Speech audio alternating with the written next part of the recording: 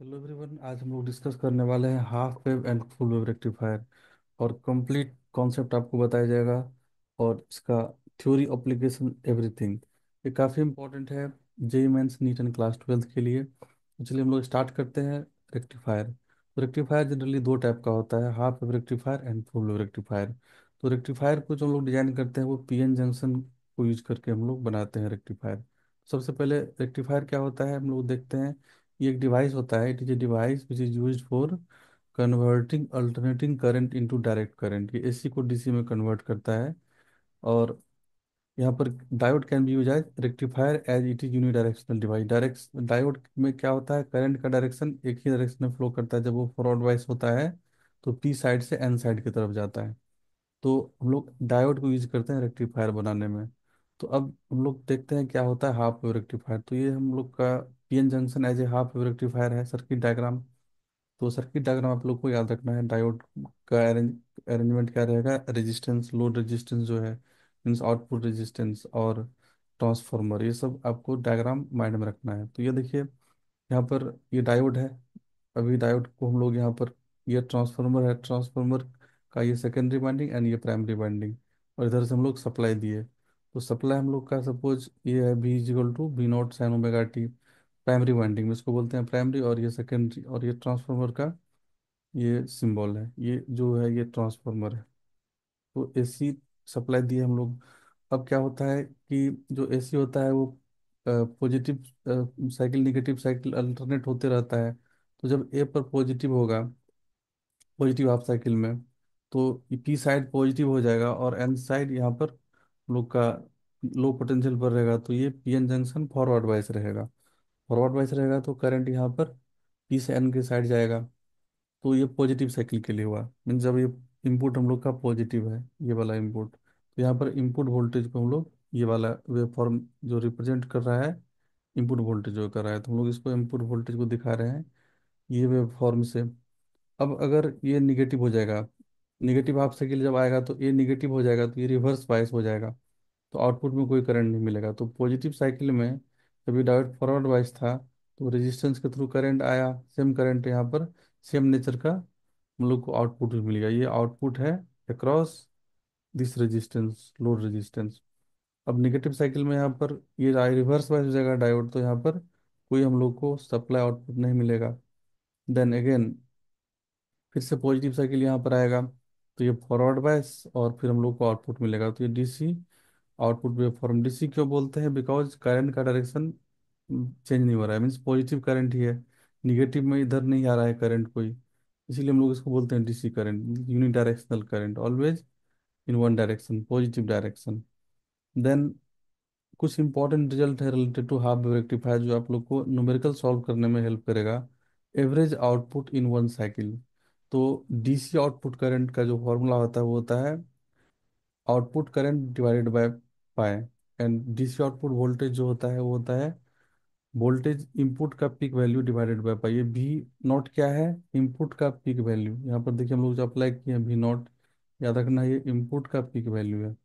Input का peak value divided by पाई, ये भी डीसी हो गया, DC output voltage, and DC DC output current.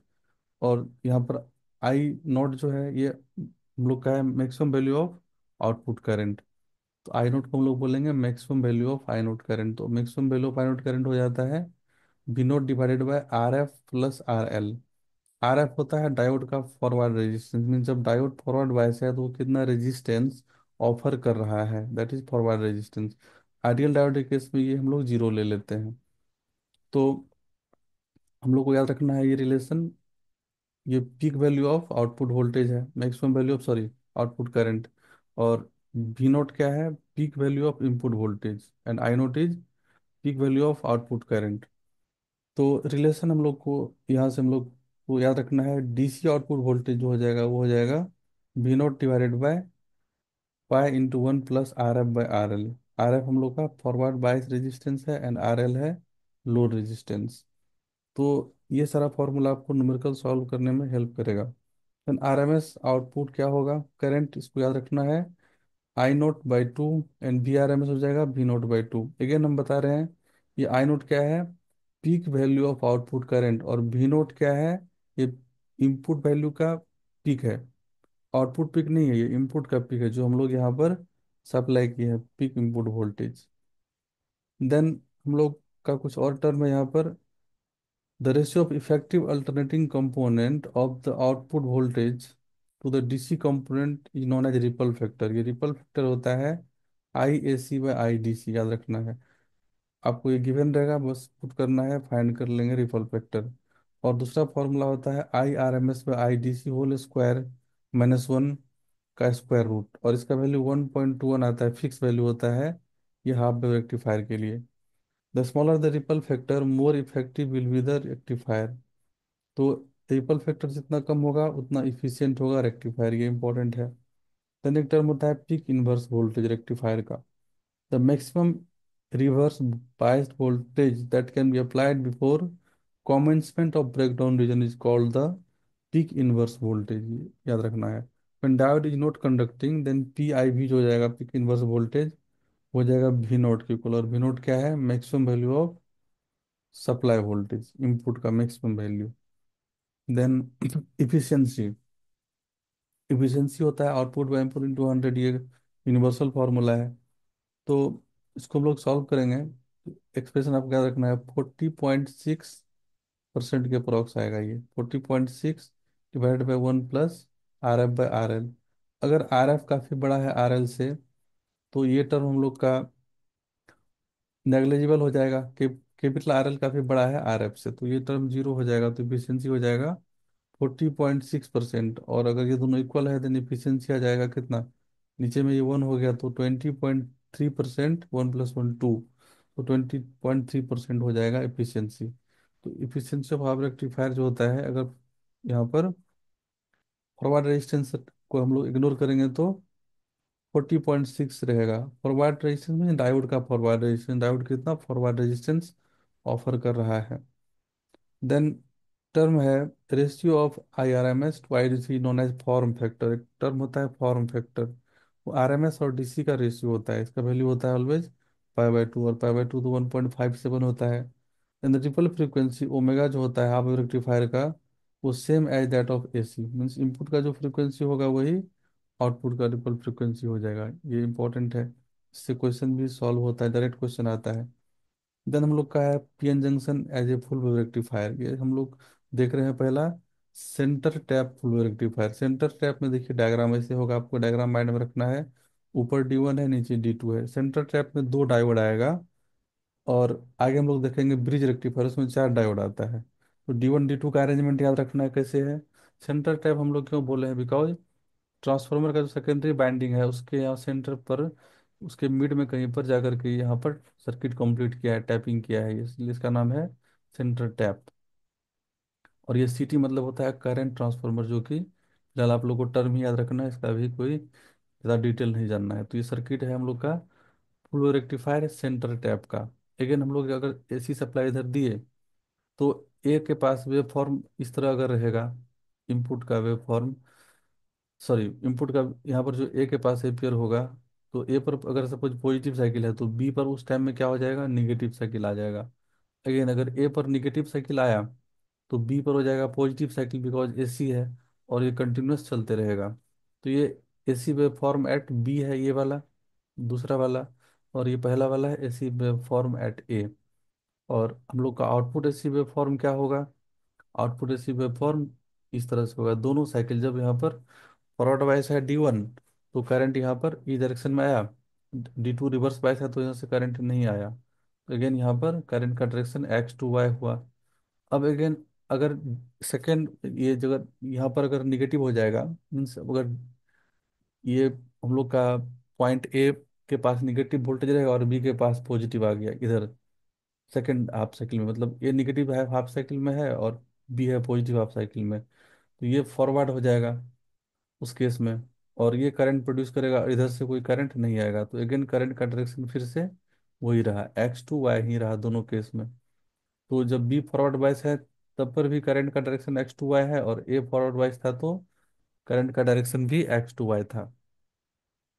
तो इसलिए यहाँ पर जो आउटपुट है वो ऑलवेज पॉजिटिव है, यूनिडायरेक्शनल है, जिसे हम लोग का इसको बोलते हैं हम लोग DC output current, pulsating DC हम लोग को मिला इसके क्रॉस, लो रेजिस्टेंस के क्रॉस जो RL है। Output DC wave form of a full rectifier कुछ इस तरह होगा। अगर हम लोग बोलेंगे यहाँ पर D1 वर्क कर रहा है, तो यहाँ पर D2 वर्क कर रहा है, अगेन यहाँ पर D1 वर्क कर रहा है, और ये प्रोसेस कंटिन्यू चलते रहेगा। तो ये था हम लोग का सेंटर टैप फुल रेक्टिफायर। देन हम लोग देखते हैं ब्रिज रेक्टिफायर। तो ये है सर्किट डायग्राम ब्रिज रेक्टिफायर का। ये प्राइमरी वाइंडिंग इसको बोलते हैं हम लोग, और ये सेकेंडरी वाइंडिंग है ट्रांसफार्मर का। इसमें चार डायोड रहेगा, देखिए चार डायोड हम उसको नाम दे दिए D1, D2, D3 and D4। और यहाँ पर लोड रेजिस्टेंस। तो ये सर्किट डायग्राम का आपको माइंड में रखना पड़ेगा। सर्किट डायग्राम में हम लोग किधर देते हैं इनपुट और कहाँ से आउटपुट लेते हैं, ये इंपॉर्टेंट है। तो ये है हम लोग का ब्रिज रेक्टिफायर। इसमें क्या होता है, चार डायोड यूज होता है, uses 4 diode shown in figure. और तो जब पॉजिटिव हाफ साइकिल होगा, तो यहाँ पर ये पॉजिटिव और ये निगेटिव यहाँ पर रहेगा। तो ये डायोड D2 कंडक्ट करेगा और D4 कंडक्ट करेगा। तो उस केस में करंट ऐसे आएगा यहाँ पर X2Y, और फिर यहाँ से करंट रिटर्न हो जाएगा, और ये वाला पाथ से फिर करंट सर्किट में चला जाएगा, रिटर्न बैक। अब निगेटिव हाफ साइकिल में क्या होगा, जब यहाँ पर निगेटिव आएगा तो देखते हैं तो क्या होगा उस केस में। अगर वहाँ पर निगेटिव आया, तो यहाँ निगेटिव है और यहाँ पॉजिटिव है। यहाँ हम लोग निगेटिव ले लिए, यहाँ पॉजिटिव ले लिए। अब निगेटिव है तो ये कंडक्ट करेगा, बिकॉज एन साइड इसका हम लोग का निगेटिव है, तो ये कंडक्ट करेगा D1, और यहाँ पर D3 कंडक्ट करेगा। तो देखिए जैसे D3 कंडक्ट करेगा, अगेन करंट आएगा इसी डायरेक्शन में, X2Y ही आ रहा है, और फिर करंट ऐसे रिटर्न हो जाएगा इसके थ्रू, और ये पाथ करंट का हो जाएगा। तो ऑलवेज करंट का डायरेक्शन एक ही डायरेक्शन में रहा, ऑलवेज डायरेक्शन चेंज नहीं किया आउटपुट लो रेजिस्टेंस के क्रॉस। तो इसीलिए हम लोग बोलते हैं यहाँ पर इसको आउटपुट जो मिलता है वो DC मिलता है।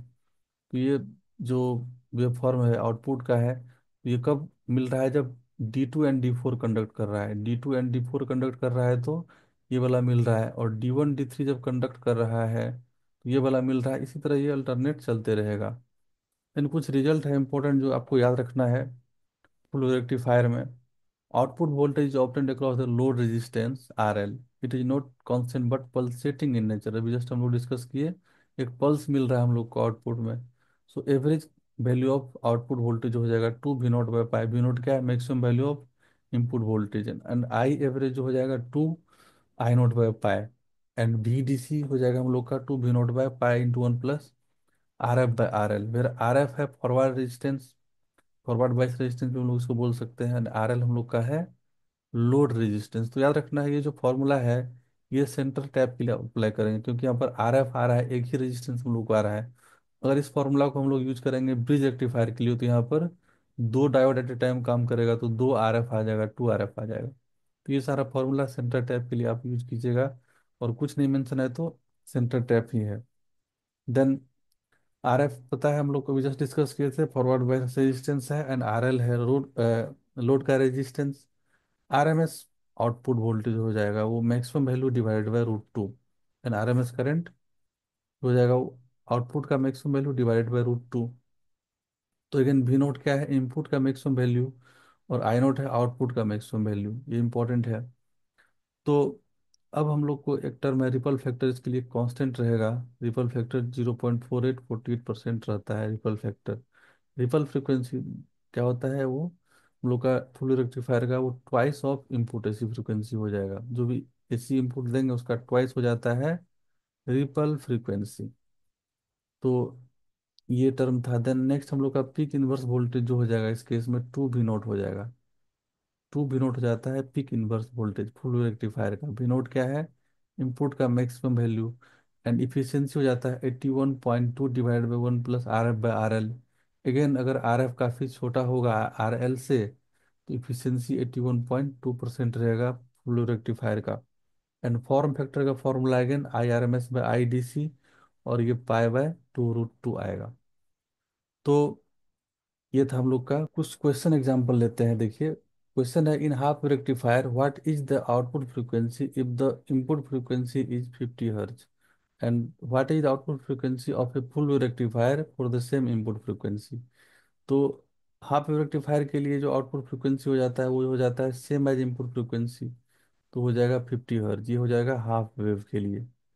HW means half wave. और फुल वेव का जो होता है आउटपुट फ्रिक्वेंसी वो ट्वाइस होता है, हम लोग अभी जस्ट देखे थे, ट्वाइस ऑफ इनपुट फ्रिक्वेंसी। तो हो जाएगा 2 × 50, हो जाएगा 100 हर्ज। तो ये रिजल्ट याद रखना है। याद रखना, हम लोग इसको सर्किट डायग्राम से, सॉरी वेव फॉर्म से देख सकते हैं, और कॉन्सेप्ट जो बताए उसके बेसिस पर ये क्वेश्चन बहुत आसान है। नेक्स्ट क्वेश्चन है, in the figure input is across the terminal A and C and the output is across B and D, then output is, अब चार ऑप्शन दिया हुआ है। इनपुट दे दिया है टर्मिनल ए एंड सी के क्रॉस, तो यहाँ पर हम लोग इनपुट सप्लाई दे दिए ए सी, और आउटपुट लेना है बी एंड डी से। तो हम लोग यहाँ पर एक रेजिस्टेंस यहाँ पर अप्लाई कर देंगे, लगा देंगे, और देखेंगे क्या मिल रहा है यहाँ पर हम लोग को। सपोज पॉजिटिव हाफ साइकिल इधर रहा, नेगेटिव इधर रहा, तो ये डायोड फॉरवर्ड बायस है, और तो ये कंडक्ट करेगा और ये कंडक्ट करेगा, ये कंडक्ट किया और ये कंडक्ट किया। एंड फिर निगेटिव साइकिल में क्या होगा, अगेन ये और ये कंडक्ट करेगा। तो पहला देखते हैं हम लोग पॉजिटिव साइकिल में जब ये दोनों कंडक्ट किया तो क्या हुआ। तो करंट ऐसे हम लोग का आया इधर से, यहाँ से करंट का डायरेक्शन ऐसे रहेगा, और ये फिर करंट रिटर्न हो जाएगा इस पाथ में और यहाँ पर आएगा।